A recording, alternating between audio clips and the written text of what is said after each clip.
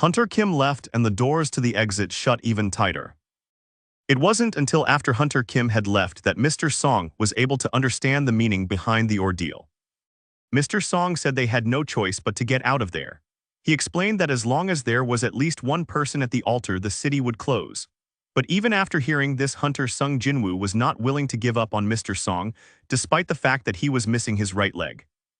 Mr. Song turned to Hunter Joo-hee asking her to help him get out of there, but before she could answer, something interrupted them.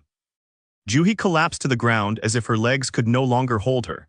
Not expecting anything like this, she didn't even realize what had happened. When she tried to stand, her legs trembled and seemed to refuse to lift her up. She looked at Hunter Sung Jin-Woo in horror, trying to understand what had happened to her legs. To that, Mr. Song said his assumption was that she had used up all her mana, leaving her body in a state of weakness. After that, Hunter Sung Jin-Woo told Mr. Song to get her out of there. After that, Joo-hee and the others began arguing over who would stay in the room and who would get out. But in the end, it became clear that Hunter Sung Jin-Woo and Huntress Joo-hee couldn't get out of there on their own. Mr. Song realized that he would have to get out of there with Huntress Joo-hee after all. In response, Huntress Joo-hee offered her own idea. She would be the one to stay behind. Hunter Sung Jin-Woo remembered his promise to go out to dinner with her. Because he couldn't take her out to dinner, after all, he gave her the only crystal he had earned that day. She refused to take the crystal, and then suddenly jumped up insisting that she should be the one to stay behind. After all, she suddenly received a rather strong and scathing blow to the neck. Realizing that she was going to keep insisting, someone had made the difficult decision for her. Mr. Song decided to knock her out and carry her himself. Hunter Sung Jin-Woo asked Mr. Song for a favor to take care of her.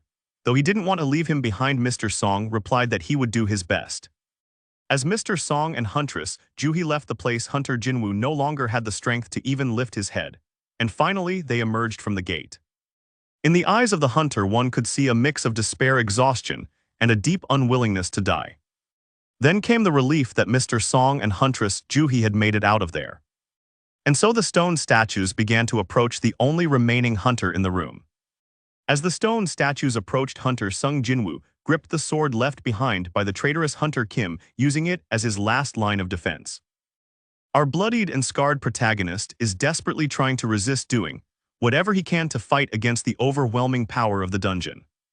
This stone statue of the Hunter of the Living is a minor biped, its imposing figure standing as a formidable opponent in the dungeon.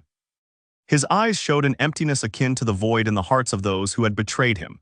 But after a moment, his gaze shifted, filled with courage and daring, ready to meet his death with dignity. Then one of the stone statues swung at him, its massive arm crashing through the air with deadly intent. The giant halberd pierced through Hunter Sung Jin-Woo's chest, with its massive spear going through him completely. Moments later, it nearly chopped him in half.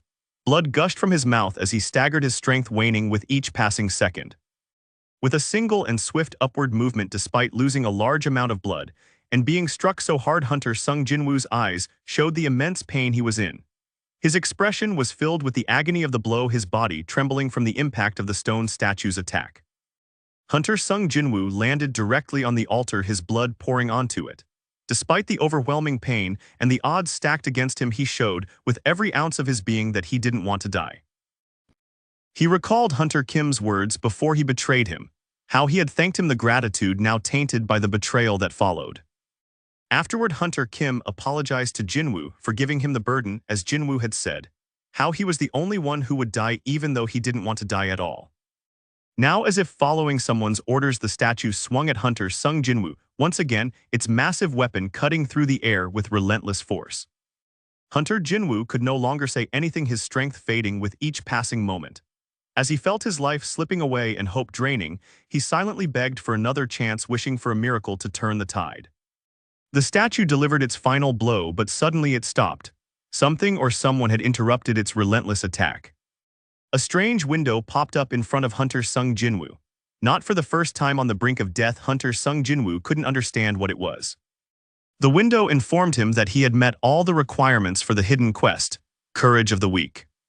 Even after reading what was written in the window, Hunter Sung Jin-Woo didn't understand what it meant. Then another window popped up in front of him, asking if he accepted the assignment. If he refused, his heart would be severed in 0.2 seconds. Since this was his second chance at life, Hunter Sung Jin-Woo decided to take the assignment knowing that he had no other choice. His body began to glow with an unknown source of light radiating an intense energy. Meanwhile, the face of that great statue, the one that had killed so many hunters, slowly returned to its original terrifying form. Immediately after accepting the task, a brilliant light consumed everything around Hunter Sung Jin-Woo, engulfing him in its overwhelming radiance.